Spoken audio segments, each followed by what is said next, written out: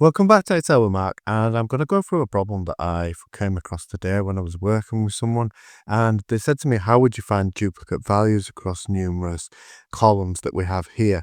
And we were looking at this, and they were saying that numerous people kind of put the data in, and we use this as an example. So we have numerous numbers here, and how would we find the unique value of them?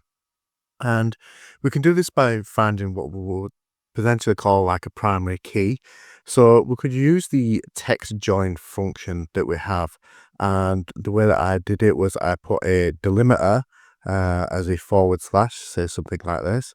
We could say that we want to ignore the empty cells. And then we're going to take all the text that we have along here.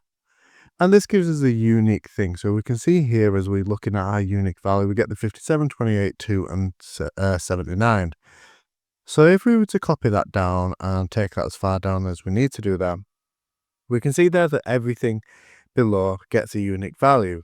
But while this is great that we have kind of from rows 4 down to 14, we would obviously, these forms that we're looking at are really, really big, and we want to see how far and have a check of all of them. So what we did from here is we added the if function, and then we put from the in function, we put in the count if function. So once we put in the COUNTIF function, then we need to look at the range. So we can say that the range goes from G to G.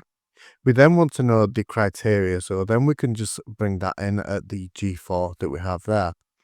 We're then going to close the bracket, and we want to know if that value is greater than 1, because this is now coming back to working within the if function. So if it finds that value and greater than 1 to be within that, then what do we want it to do? So we're going to return a value of duplicate.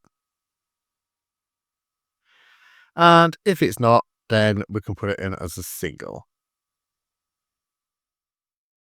So then what we can do is we can press enter like so, and we can see that the first one comes up as a duplicate. But if we pull that down now, then we can go across there. And the way that we quickly and easily then found it is by adding the filters in, and then we can see quickly there, all right, let's have a look. And now we find all of our duplicate values by adding that filter in and going through the duplicate there. And we can quickly see that we have a duplicate line there that we need to get rid of. So if we were to get rid of them there and then just delete that row, then we can see now that that changes to single, and now we just have single values within all of our data, and we aren't looking at any particular duplicates or any issues that we might come across. And this is something that's great if you have loads of errors or loads of different people working on the same sheet. Then at least that way all of you can have a quick look and see what you come across that way. But hopefully this is useful for you. Any questions that you get, obviously give us a shout. And hopefully the idea of using kind of keys like this and the if and COUNTIF functions so that you can identify any duplicates is going to work really well for you. So let us know, and thanks again for watching.